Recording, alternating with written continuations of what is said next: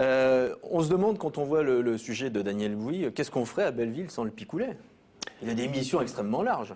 Effectivement, le reportage montre bien la fonction sociale que remplit cette association, ce qui est devenu un centre social.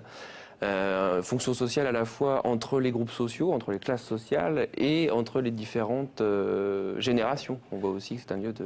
Vous, ce qui vous frappe, et c'est d'ailleurs une partie de votre travail qui vous intéresse, c'est que vous dites que finalement tout ce monde associatif remplit des missions d'État. C'est ça? Effectivement, l'époque où l'État était le seul à incarner l'intérêt général est aujourd'hui révolue. Et les associations cherchent de plus en plus à faire valoir leur utilité sociale, ce qu'elles appellent leur utilité sociale. Par exemple? C'est par exemple proposer des cours d'alphabétisation, comme c'est le cas dans ce centre social, mais ça peut être dans certains secteurs où l'État est absent, comme la lutte contre le sida, comme les services à la personne. Ça peut être pallié aux carences de l'action publique. Pour vous, c'est plus une mission d'État qu'une mission d'association, de centres sociaux, de centres socioculturels, de s'occuper de ce genre de problèmes de la société aujourd'hui? À une certaine époque, dans ce qu'on a appelé les 30 Glorieuses, ce type d'action aurait pu, à terme, s'intégrer dans le cadre du service public. Aujourd'hui, on vit une période de redéfinition du périmètre et des missions d'intérêt général, justement, et les frontières se redéfinissent. C'est-à-dire que l'État réduit sa voilure, pour être clair, c'est ça ce que vous voulez dire? Oui, mais les frontières entre ce qu'on appelle le public et le privé sont de plus en plus opaques. Est-ce que c'est une spécificité française, ça? C'est-à-dire que des missions de l'État soient assumées par des organismes de droit privé, finalement? C'est une spécificité française dans le sens où on a une conception très jacobine, très centralisée de l'intervention étatique. Oui.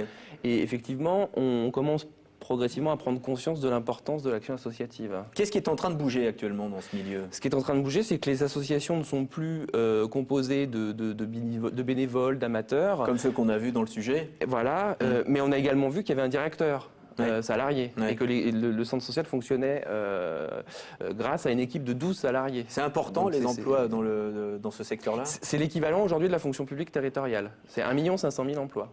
Autant d'emplois dans le secteur associatif que dans la fonction publique territoriale? Absolument. Et ce qui est frappant, c'est l'explosion de l'emploi associatif. On était à moins de 600 000 au début des années 80, moins de 600 000 salariés. Ouais. Alors justement, ces salariés, vous y êtes intéressé, vous avez fait une thèse là-dessus sur les travailleurs associatifs. En général, comment ça se passe pour eux? On n'en parle pas souvent d'ailleurs. Alors, ce qui est 1 500 000. Et ça devrait continuer à croître. Oui. Ce qui est frappant dans ce secteur, c'est l'amalgame et la confusion entre le salariat et le bénévolat. Ah oui. Et le récent statut de volontaire associatif, d'ailleurs, pose ces questions, puisque le salarié associatif est souvent aussi un militant, il ne compte pas ses heures, donc il travaille beaucoup plus que ce qu'il est rémunéré effectivement. Il a un peu l'impression de se faire presser comme un citron parfois. Ce qui est compliqué, pour être clair. Ce qui est compliqué, c'est qu'il consent lui-même à sa propre exploitation. Ah. C'est souvent le cas dans les associations où le bénévolat est très fort. Et on le voit par exemple dans le fait que les heures supplémentaires, les heures effectuées le week-end, en soirée, ne se traduisent pas par une compensation de salaire.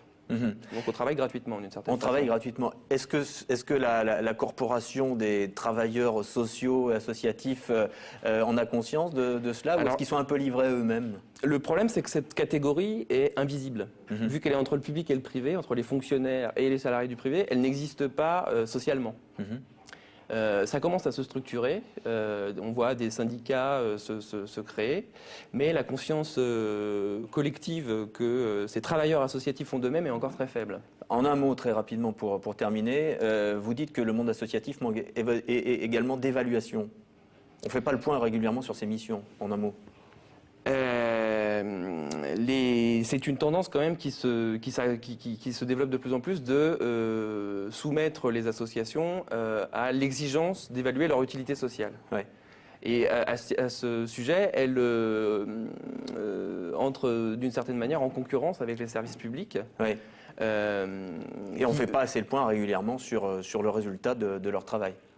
il faudrait le structurer davantage. Merci Mathieu Elie d'avoir accepté notre invitation. Vous allez voir que le monde associatif est toujours très vivant et très, très vigoureux. On vient de créer par exemple une fédération d'Ultimate Frisbee, si vous ne savez pas ce que c'est.